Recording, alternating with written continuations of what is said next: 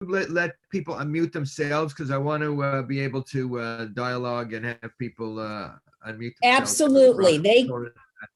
Trust me, they can unmute themselves for the most part. Okay. All right. And Ashley is going to give us our introductions today. Okay. Good morning, everyone. So I'm really excited that we have Reb Simcha Raphael here with us this morning. I've known Simcha for the past 18 years when we started working together when I was a rabbinical student at the Reconstructionist Rabbinical College, and we've stayed in touch in many ways over those years. So his formal bio is that Reb Simcha Raphael, PhD, is founding director of the Da'at Institute for Death Awareness, Advocacy, and Training. Currently, Simcha works as a psychotherapist and spiritual director in Philadelphia and has served as adjunct professor in religion at LaSalle University and Temple University. He is author of numerous publications on death and afterlife, including the groundbreaking book, Jewish Views of the Afterlife, and the recently published Jewish End-of-Life Care in a Virtual Age, Our Traditions Reimagined. So we're just thrilled and happy that Simcha has come back to be with our community for a second time this year. Thank you, Simcha. Okay. I was going to say Shabbat Shalom, but good morning on a Sunday as we're getting ready for Shavuot. And first of all, I want to thank Ashley for an introduction that my mother would be very proud of. And thank you, Vanessa, for this opportunity to be here. I want to thank you all for being here. And okay, so what we're going to do today is we're going to look at the book of Ruth. And I just want to jump into it. Vanessa said that you have an in-person Yizkor service. So it's traditional to dedicate of Torah study on behalf of the soul of somebody who has entered the afterlife, someone who has died. Did they teach? Do you know that? They teach you that in Hebrew school? If you went to a traditional home during the week of Shiva, what do they study in the afternoon? Unmute yourself and somebody answer that question if you know the answer. This is a trick question. I want to see if you've been paying attention. Ashley, do you know the answer to that question? Wait, Hubie's got his hand up. You got to unmute, Hubie. What do you? Unmute yourself. You still need to unmute. I was only acknowledging that I heard the question. I don't know the answer. Oh. Okay. So they don't study Torah because Torah is pleasurable and you want to minimize your pleasurable activities during the week of Shiva. They study Mishnah. Mishnah is post-biblical Jewish law. And actually the reason why they study Mishnah, if you throw up the letters of Mishnah, it lands back down and spells neshama, soul. What is that? It's an anagram. So during the week of Shiva, we study Mishnah because it's good for the neshama. And there's a whole tradition of belief that we can have a beneficent effect on the state of souls in the afterlife. So in your heart and mind, I want to invite you to think about who's on your other side template as we prepare for Yizkor this week. And let me first start here. This is what we're doing. Reading Ruth is a mythic tale, guidelines for life in times of change. We're going to be looking at Ruth and Naomi as bereavement survivors. But I want to begin with a bracha for Torah study. So please unmute yourself. I love the cacophony of different voices. And we'll say the bracha together in Hebrew, and then I'll say it in English. On three. 1, 2, 3. Baruch atah Adonai Eloheinu melech haolam asher kiddushanu b'mitzvotav v'tzivanu la'asok b'divrei Torah. Holy One of blessing, majesty of all time and space, we thank you for this opportunity to soak in these holy words of Torah, which is roughly an improvisational translation. Okay, so we're going to read the book of Ruth. How is it usually referred to in Hebrew? I'll give you a hint. Purim. What do we read on Purim? Do we read the Miggy- book of Right. what? Megillat Ruth. Megillat. Megillat. Ruth. Right. Okay. How many Megillot are there? I'm asking all these hard questions, and it's still early Sunday morning. You All right, haven't look at even- me, people. I'm going to give you the answers. Okay. All right. So here's how it works. There are these 5 Megillot. We read Esther at Purim. We read Song of Songs at Pesach because it says, "Behold, the winter rains have ceased, and now is the time of the spring." At Kohelet or Ecclesiastes at Sukkot, it's because it's a time to be born, a time to die, and the earth is sort of going into its nighttime or its winter cycle. We read Ruth at Shavuot, and we read Lamentations on Tisha B'Av. So I have the floor. I get to ask the first question. Why do we read Ruth at Shavuot? What's it have to do with the giving of the commandments at Sinai? Look at your Hollywood squares. Look at all these confused faces. Anyone? I mean, I'm willing to give you an answer. I just want to see if anybody's Springtime. with me. Yeah, please. Springtime? Why do we read springtime? Yes. Well, yes, and more. So the answer is, hang on. This is not good because I'm getting this little. I have this. I mean, God has given whiteboard us the comes up. Torah, and then the earth has given us, is bearing fruit now, is it's bringing up its plants. Specifically, barley. In the book of Ruth, we read that it's the season of the barley harvest. Okay, so we'll actually see that in a minute. And a lot of the Jewish pilgrimage festivals are all connected with the fruit harvest, the wheat harvest, and the barley harvest is Sukkot, Pesach, and Shavuot.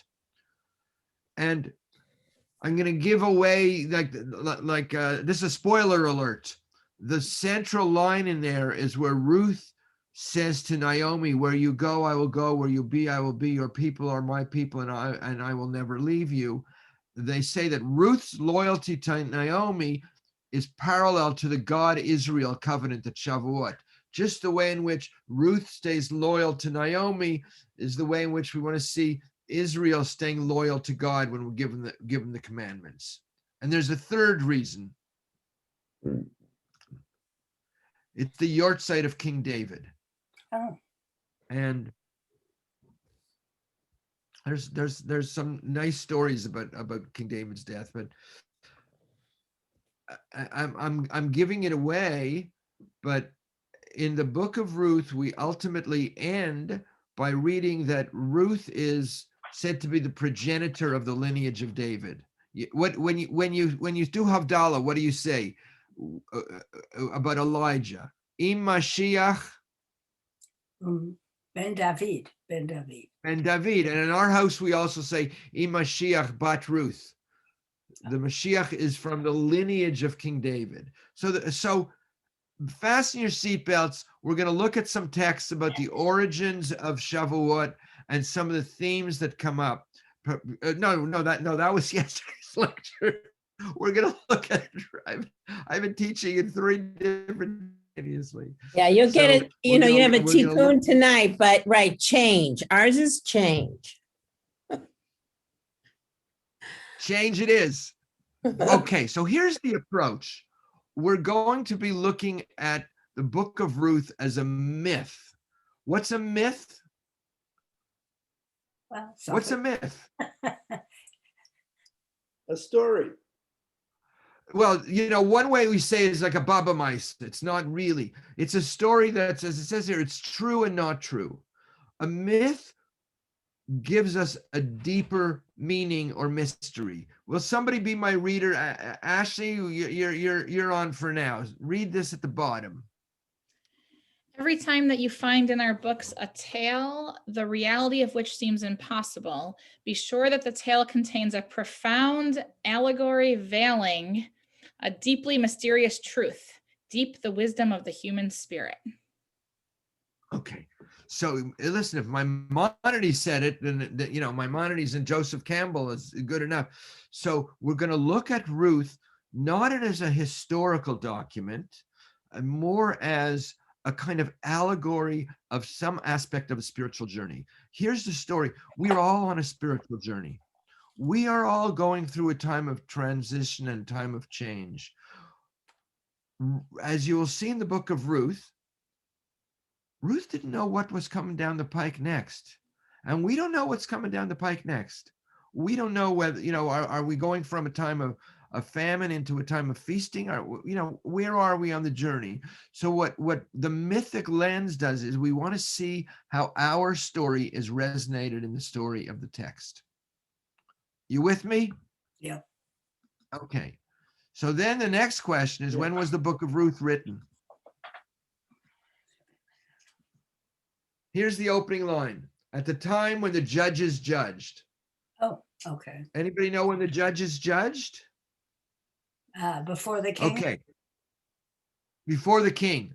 So remember Joshua fought the battle of Jericho and the walls came tumbling down? Right. Elvis Presley sang that, it turns out, among other people. And so this tribal confederacy, it was almost like the 13 tribes, the 13 colonies. They sort of, everybody had their own area, and the rulers of each area was a judge in each area. So when the judges judged, it's said to be about 3,000 years ago, roughly between 1400 and 1100 BCE.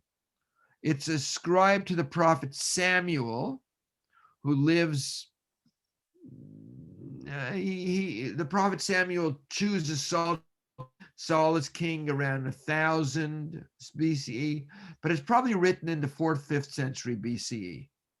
Okay, so that's my little historical note on it. But let's go into the story. Okay. Ashley, and until you get tired and you want somebody else, you're my reader. Great, I'm happy to read. All right. The spiritual context, famine. In the days when the judges ruled, there was a famine in the land. Aye. That's how the book starts. The book starts with, there's a famine in the land. It's a time when people aren't getting what they need. Oh, that's interesting. Maybe it's some resonance to our lives today. Right? Now, when we hear the word famine, by the way, there's a lot of people off camera, and I'd love to see your faces. So I want to invite you. We're all very friendly around here. If you're able, would be nice to see a few more faces to talk to. But when we see famine in the land, we think of, what's that, the late night advertising for Oxfam, or, all of these starving children in Africa. But that's not the mythic context. The mythic context is more like, I'm going to draw a text here from the book of Amos. Behold, the days are coming, says Adonai, that I will send a famine in the land. Not a famine for bread, nor a thirst for water, but to hear the words of God. When people are in a time of famine, there is a thirst, not for bread, but to hear the words of God.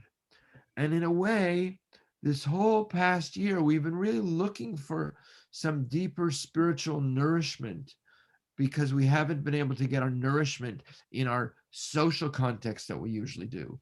I hope some of you who have grandchildren have had a chance to hug your grandchildren.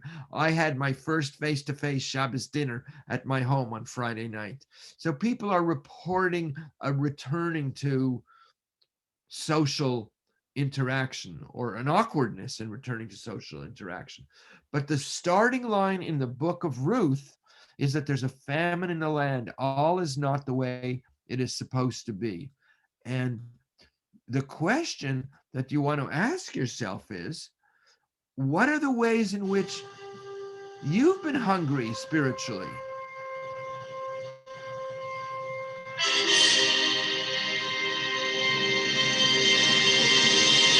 Have you been feeding or starving your soul? What are the stirrings of your soul? And where are you on the spiritual journey at this time? So even we've only read the first line of the book of Ruth, but I want to invite you to see yourself in that story, because that's what the mythic approach is. When we see the story as a myth, we get reflections on how we're doing in our own lives. Comments, anyone?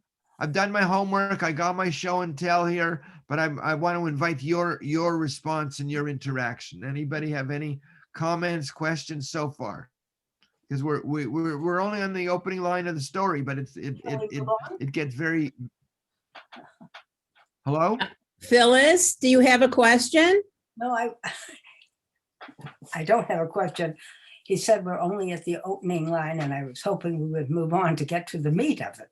Oh, okay. All right. And there we have it. Phyllis, I promise you we're going right into the meat of it. Or if you're a vegetarian, we're going into the tofu of the matter. Okay, Phyllis, here, we're moving on. You want to read this?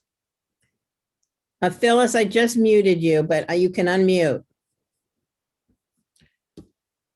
The spiritual context, loss. And a man from Bethlehem in Judah, together with his wife and 2 sons, went to live for a while in the country of Moab.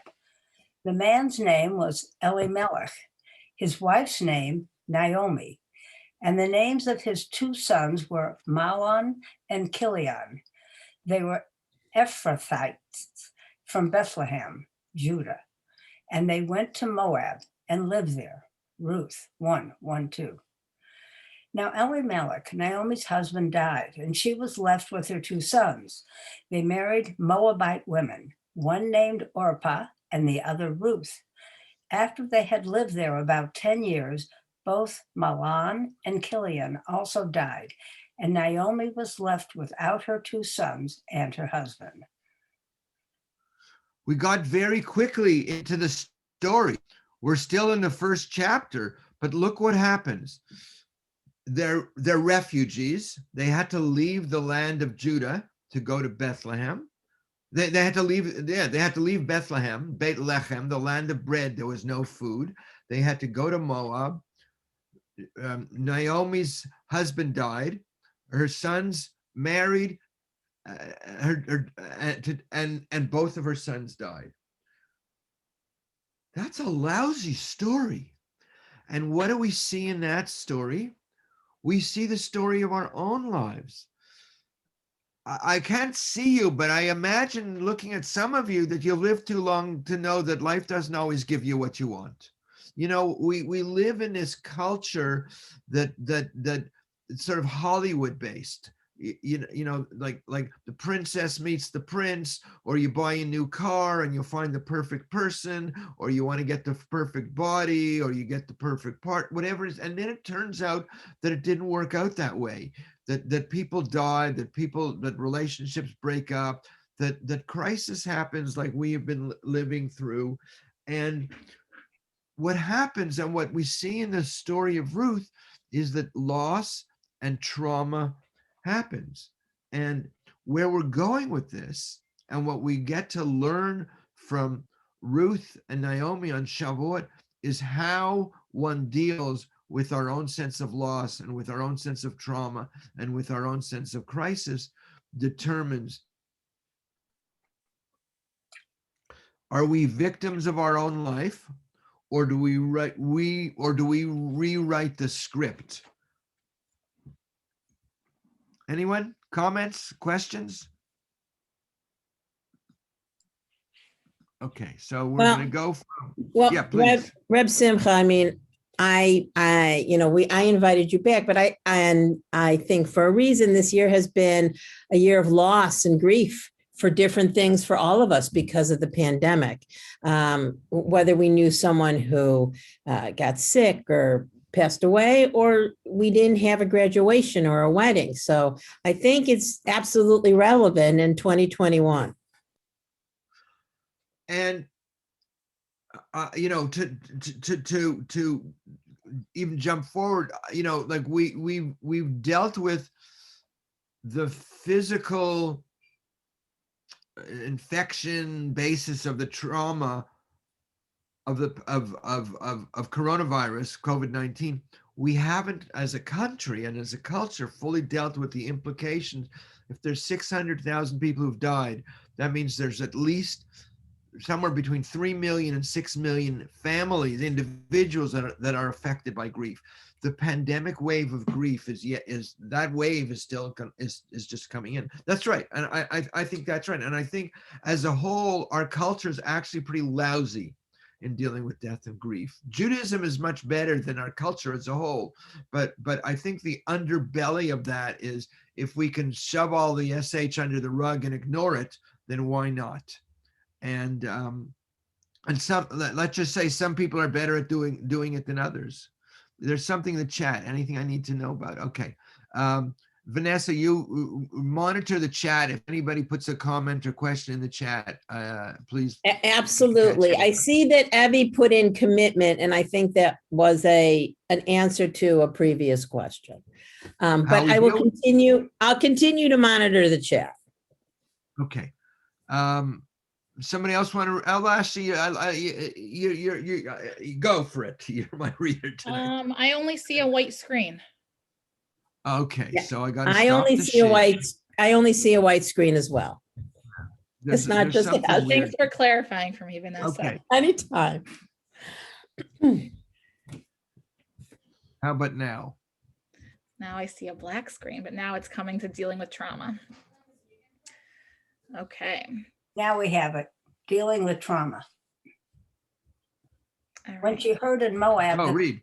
Okay. When she heard in Moab that the Lord had come to the aid of his people by providing food for them, Naomi and her daughter-in-law prepared to return home from there. With her 2 daughters-in-law, she'd left the place where she had been living and set out on the road that would take them back to the land of Judah. Okay, so this next part of the story is they're going back from Moab to Judah. We had to get a AAA map to figure out the direction that we were going. Now, to return to Judah is to go back to the land of spirit. And sometimes in times of loss, in times of crisis, that's when we go back to the land of spirit. But what the question really is, well, how do you deal with that? Okay, I think, wait, there's another piece of this text here that didn't get read. Where did it go? From there with her 2 daughters to the place, okay. I somehow I lost a piece of this text where Ruth said, the choices we make, just to say, you'll forgive me, I tend to be over-organized, but one of my I can look in Safaria if you give me the verse. No, look on the handout. The handout. I can do that as well. The chat. Okay. No, that was not.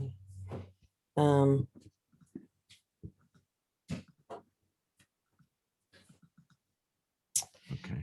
Let me read it to you. You know what? Look. I got it. Naomi, the choices we face. Okay, we'll do this. The choices we face. Okay.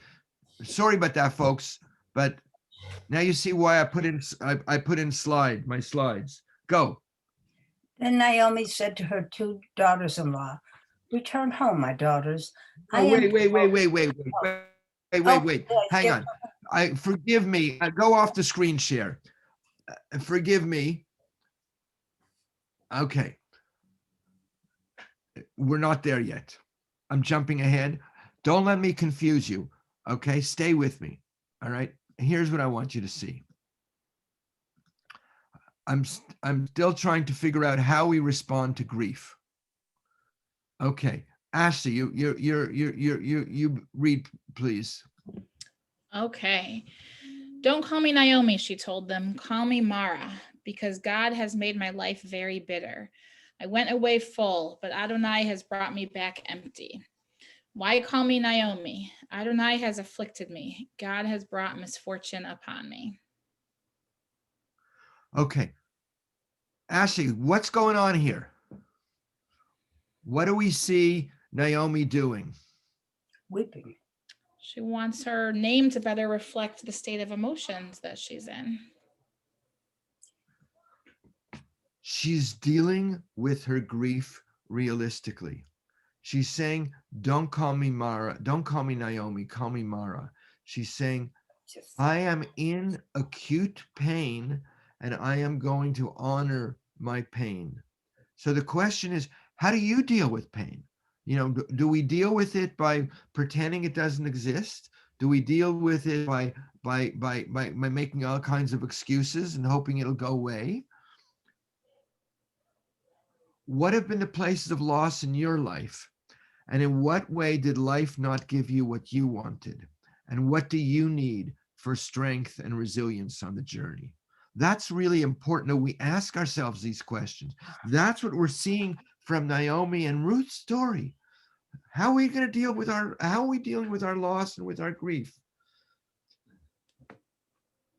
Comments, anyone? Amy, go ahead. I was just going to say, with the loss of my mom, from COVID this year, I just lean into the pain, don't run from it, embrace it, and get the support I need through it. So that it's just a part of me. That's what Naomi's doing. That's what Naomi's doing. You know, you have a Kaddish minyan. By the way, my wife has 9 o'clock every night, an online minyan. If you're interested, Amy knows how to reach me. You can send me an email. I'll send you the link.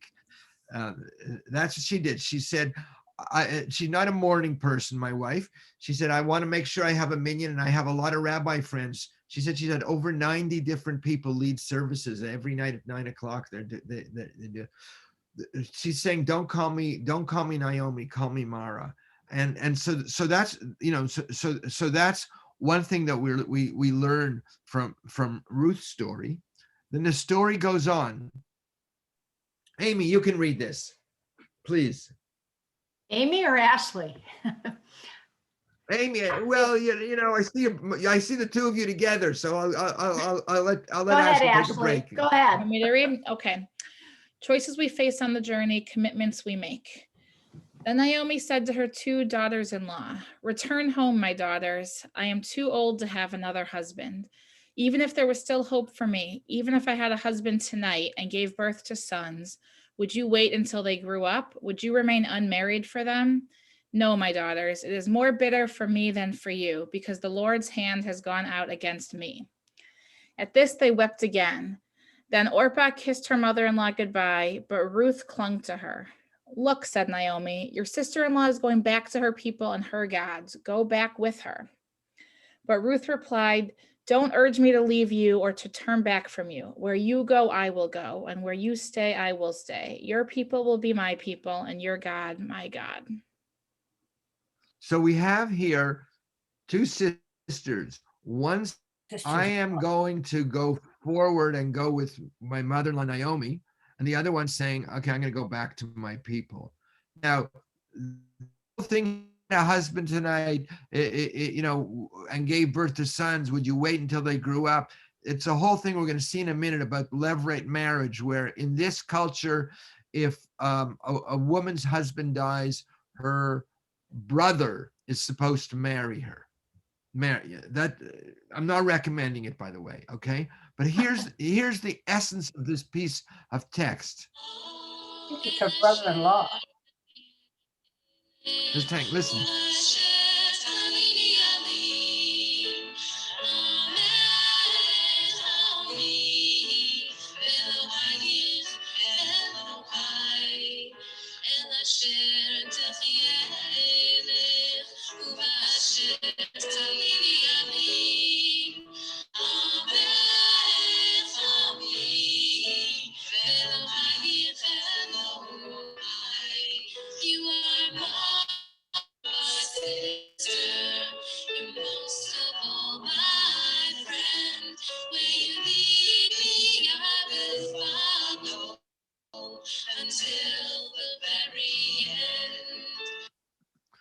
So this is the line that replicates the covenantal relationship between God and Israel. And Naomi and Ruth is often seen as the ideal convert, but what she's saying is, where you go, I go. Where you be, I will be. I will stay with you. Your people will be my people, and I will never leave. Orpah saying, I'm going back home. Now here's the story. It looks like there's one person who goes that way and another one who goes this way. But the reality is we all have a Naomi, a Ruth, and an Orpah inside of ourselves. In the face of crisis, there's one part of us that wants to go back into the old habits and the old ways of doing things and sort of fall into despair. And there's another part of us that says, no, I can handle this. I can do it. So sometimes when I do this in person, I have a bibliodrome and I say, okay, are you a Ruth or an Orpah? What's your style? Do you default to, I gotta, I can't do this anymore. I'm gonna go back to the fridge. I'm gonna go back to feeling sorry for myself. I'm gonna go back to kvetching and complaining, or I'm gonna say, you know what? Life didn't give me what I wanted, but I'm going forward anyways. Where you go, I will go. I will follow you. Anyone? Any comments on that? Do you recognize in yourself a Ruth or an Orpah? Anyone here? Well, I would say that, I strive to be a Ruth, but sometimes, you're an Orpah and you can't help yourself. You feel so bad or whatever, but maybe deep down, that you can achieve. Well, this text is the Lech Lecha call. You remember in Sefer Breshit, in the book of Genesis, God says to Abraham, Lech Lecha me'artzecha u'mimoladetecha, get up from your land to the land that I will show you. Or Dorothy is in dusty old Kansas, and all of a sudden she's called on some journey to go to the land of Oz. Or Luke Skywalker is on Tatooine, and all of a sudden a droid falls in front of him and says, Obi-Wan Kenobi, you're my only hope. So there are moments in our lives where we are called to act. And sometimes we do, sometimes we don't. And it doesn't always happen. The calling is not so much God speaking to Moses from the burning bush. Sometimes it's a book falling off a shelf. Sometimes it's getting a call. Sometimes it's getting something in the email, in the mail to go study and go to graduate school. Sometimes it's a health scare.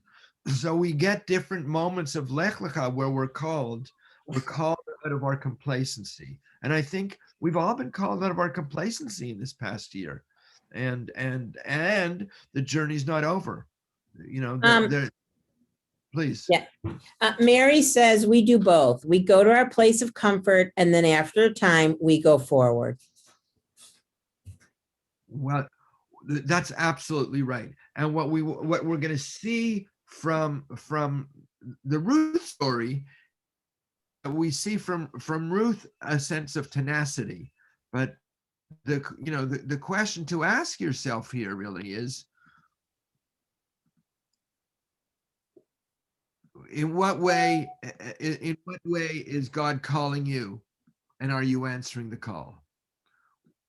What's the call that's coming to you, and in what way, if at all, are you responding to it? Anyone? Comments, questions? I think I think the Jewish community is also being called in a certain sense. It's like, Phyllis has her hand up. Phyllis, please. I'm not sure if I understand what you said correct. If I understand it correctly, you're saying when something like grief hits you or some difficulty, that's God's call. Is that what you've said? Well, I that's what I said. I think that God is the unfolding of spirit in our life at all times. And sometimes, how do we respond when that happens? Whether you want to talk about it with God language or not, we are called to respond to certain kinds of change and crises all the time. It's just part of the human condition. It happens with aging. Sometimes you wake up in the morning and your body gives you a kvitch and you got to do something about it. Sometimes you deal with a kid calling you in the middle of the night saying, I just ended up in the emergency, and you got to deal with stuff like that. Sometimes you get a note from your bank saying that you've just defaulted on your mortgage payments, and you got to deal with something like that. So if you want to talk about it as God calling us or as just being called, I'll let you discern your own theology around that one. Does that clarify it a little bit? Okay, so you're saying it isn't a message from God when something uncomfortable happens. We can't You're blame comfortable with God. that? I mean, is it not possible Yeah. to accept it as this happens? People die when they get older. People develop cancer as they get older. Can we not just accept that? And if we're the one who has the cancer, then we go and we look for the best oncologist we can, and we see what we can do to fight it. All right, so we're going to see how Ruth and Naomi deal with their loss. We'll see what we learn from them. Okay. The story goes on.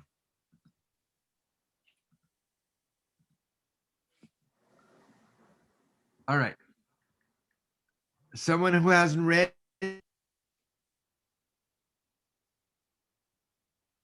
Anyone? I'll We're going to read. default back to Ash. Babs. Go. Babs has her. You guys need to unmute. Now Naomi had a relative on her husband's side from the clan of Elimelech, a man of standing whose name was Boaz. And Ruth the Moabite said to Naomi, let me go to the fields and pick up the leftover grain behind anyone in whose eyes I find favor. Naomi said to her, go ahead, my daughter. So she went out and began to glean in the fields behind the harvesters. As it turned out, she found herself working in a field belonging to Boaz, who was from the clan of Elimelech. Okay, so this is in the second chapter of Ruth, and it needs a couple of explanations. We read often in the Torah, you shall care for the poor, the widow, and the orphan.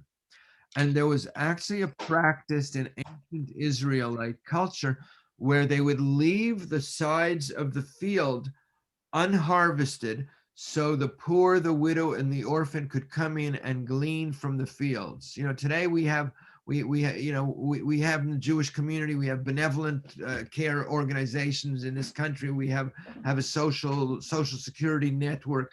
That was how they were able to care for the underprivileged. The other thing that I had mentioned earlier is that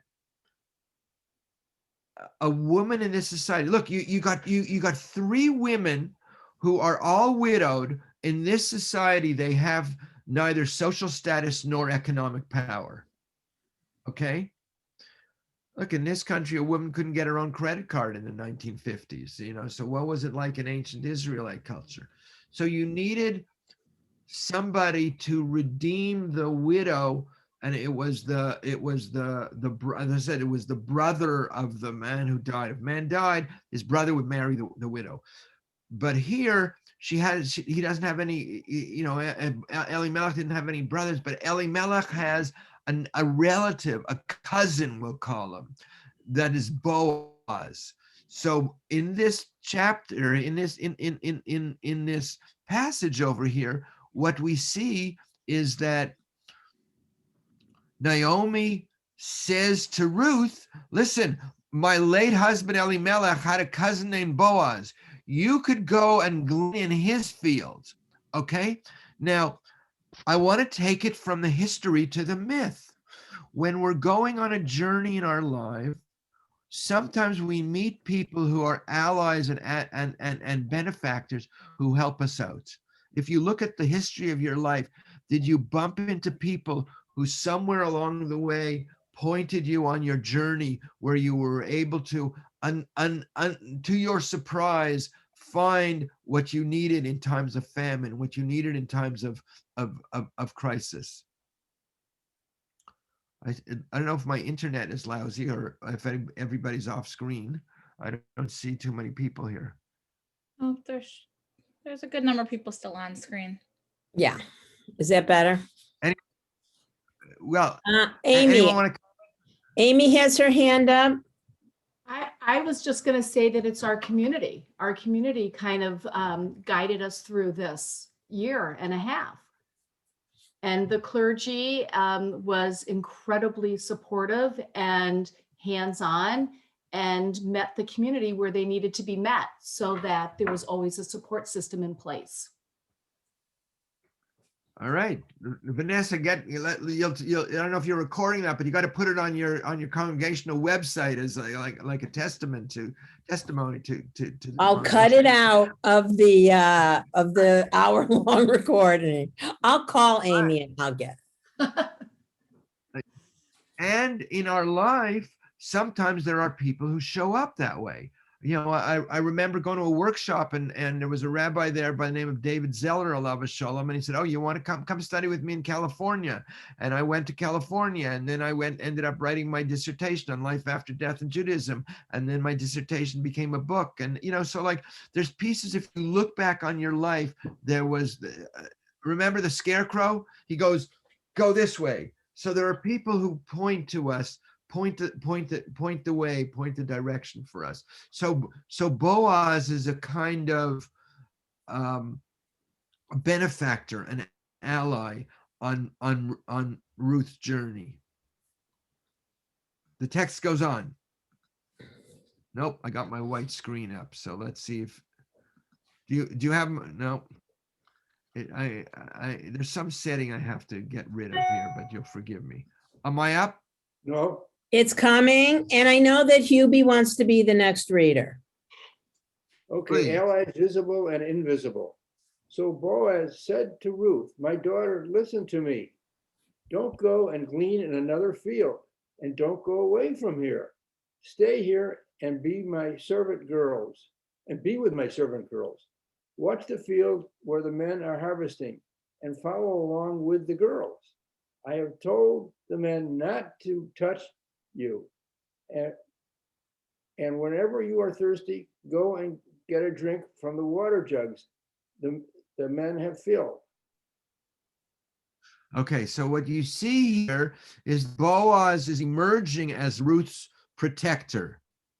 And in this society, that's necessary, but we need people. Like Amy says, it's a congregation, but sometimes there's other people who have shown up, who have been allies, who have helped our families, who have helped our kids. You know, my son is a glass blower. He met some guy years ago who mentored him and taught him. You know, we've had different teachers along the way. So I'm gonna jump ahead, but I want to ask you, who have been the allies and the benefactors helping you move from famine to sustenance? Who have been the angels and the guides pointing the way for you? Anybody have a story you want to share about somewhere along the way somebody showed up for you and set the destiny of your life in a way that you wouldn't have imagined?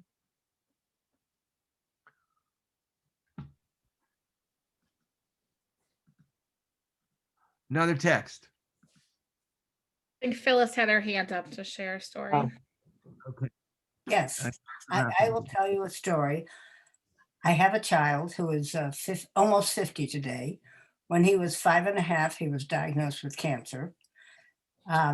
He was put on, we happened to be in St. Louis at the time on vacation. We were very fortunate because of the doctors that we ran into. And we were extremely fortunate because the protocol that he was put on that saved his life, we were the second group of people. So I look at the oncologist at Sloan Kettering, who saved his life, as that benefactor. Because she Thank put that God. all together. Mhm. Yeah, definitely.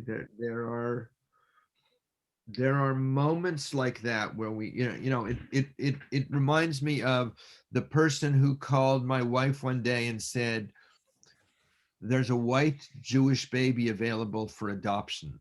And we ended up adopting at that point a 6-month-old girl from born in New Jersey, and she's going to be 23 in a couple of weeks. So there are gifts along the way in terms of our work, in terms of our family, in terms of our health, in terms of people who helped us dig out of the mess.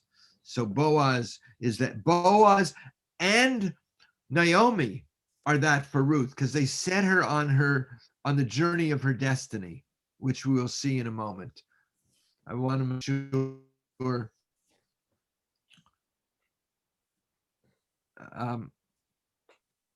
reading. Ashley, you're back in business. Sure. Allies visible and invisible. At this, she bowed down with her face to the ground. She exclaimed, "Why have I found such favor in your eyes that you notice me, a foreigner?" Boaz replied, "I've been told all about what you have done for your mother-in-law since the death of your husband, how you left your father and mother and your homeland and came to live with a people you did not know before." So Ruth stayed close to the servant girls of Boaz to glean until the barley and wheat harvests were finished, and she lived with her mother-in-law, Ruth. So this is where we get the barley and the wheat harvests at this season. And so Boaz notices Ruth. Now here comes the next piece. Just a second. We did this, but I'm going forward. Here's the we need somebody who's trained in sex therapy to read this one. All right. Following your destiny. One day, Naomi, her mother-in-law, said to her, "My daughter, go down to the threshing floor, but don't let him know you are there until he has finished eating and drinking. When he lies down, note the place where he is lying. Then go and uncover his feet and lie down. He will tell you what to do." "I will do whatever you say," Ruth answered. So she went down to the threshing floor and did everything her mother-in-law told her to do. Okay, look. You got to read between the lines here. We think feet is a metaphor, but there's a lot. You can have a whole critique of this passage from the standpoint of gender dynamics and all and all of that.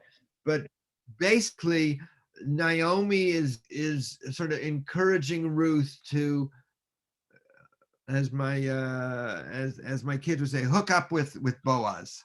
So this is the Ruth Boaz hookup here, but in a way, in a spiritual sense, what she's doing is she is the guide that is sending Naomi.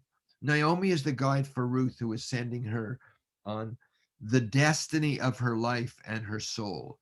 And I think that's really the message here, is that if we deal with our loss, if we deal with our trauma, we are taken on a journey towards the destiny of our life in ways that we don't know where it's going. We have no idea. We had no idea a year ago we would be here today in the way we're dealing with this in our country. And we have no idea what it's going to look like a year from now. We have no idea how much time we'll be spending looking at Hollywood squares and whether our congregations are going to have Zoom screens in the congregation or whether our Shiva houses are always going to have a Zoom screen. We have no idea where it's all going. And so when we follow our destiny, when we deal with our loss openly, it takes us on a journey.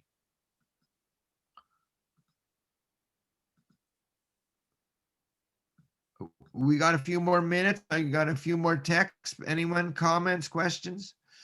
Absolutely. Yeah, so let me stop. Let's hear what the questions are.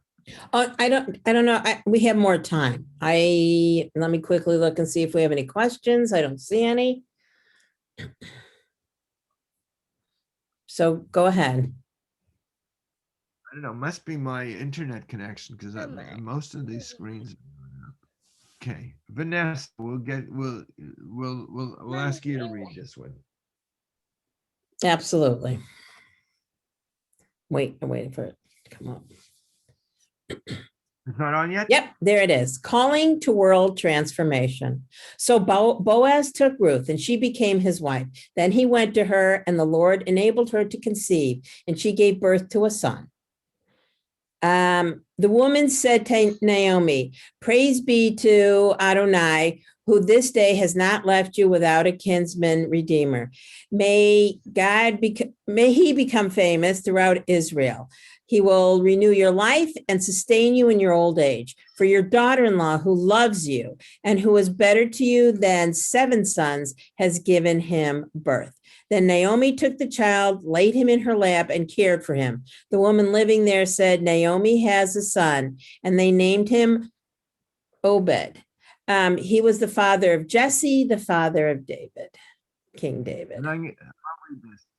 This then is the line of Perez. Perez was the father of Hezron. Hezron the father of Ram.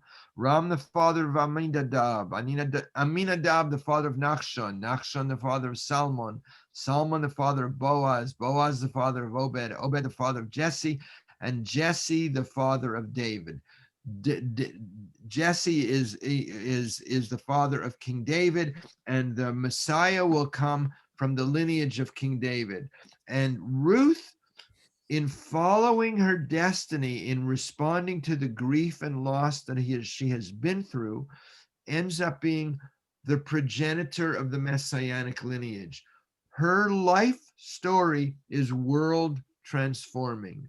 And when we follow the callings and the stirrings in our own life, whether it's large or small, whether it's in your own family, whether it's in your community, whether it's in the broader community and you're an alderman on the local civic council, or whether you're writing a book or you're recording a song, each of us makes a contribution to making the world a better place.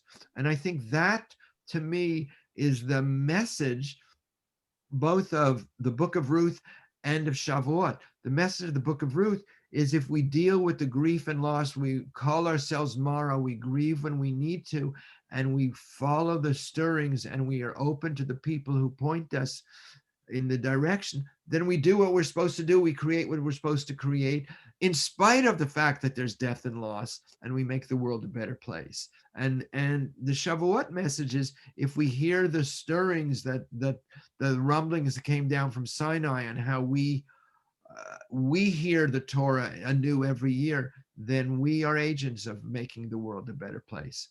So that's what I have to say about the book of Ruth this morning. And we have some time for a little more conversation. But wait, I have one more. I always have one more picture, one more show and tell. I think this is the question that I want to leave you with, really, is, what's the knife being called into birth this season for you? Right. So for Naomi, it was. For Ruth, it was birthing the child who becomes the progenitor of the lineage of King David. But what is new that you're birthing this season? And this is my PS. Okay. Comments, questions? Any comments or questions? Hi, Dammy. Hi, sweetheart.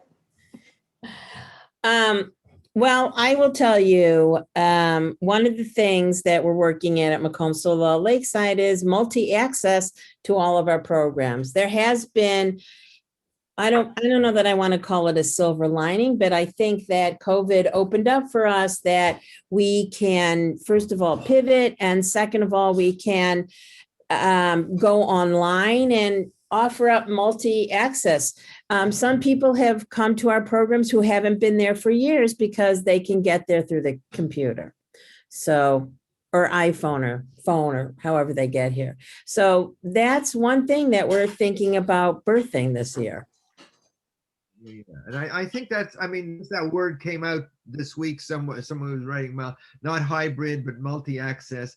And we're definitely trying to figure it out. So now for a non-paid, non-political announcement, this was the book that I got to write this during the pandemic, Jewish End of Life Care in a Virtual Age, which I've been told is already outdated, but it, we're thinking of creating a symposium, of getting all the authors together and ask where they think it's going in the future.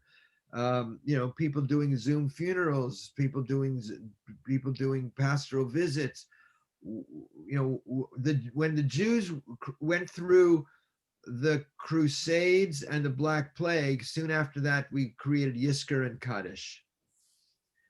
And so I don't know what this is going to get. Yeah, multi-access is the word. And I see Hubie waving his hand. Hubie, go ahead. Okay, on this, where is this going? I would like to say that one thing that helped me a lot was there's a professor at Purdue. She's the head of the English department, and she's an expert on early medieval languages. And what's different for us is that we have never been through a plague.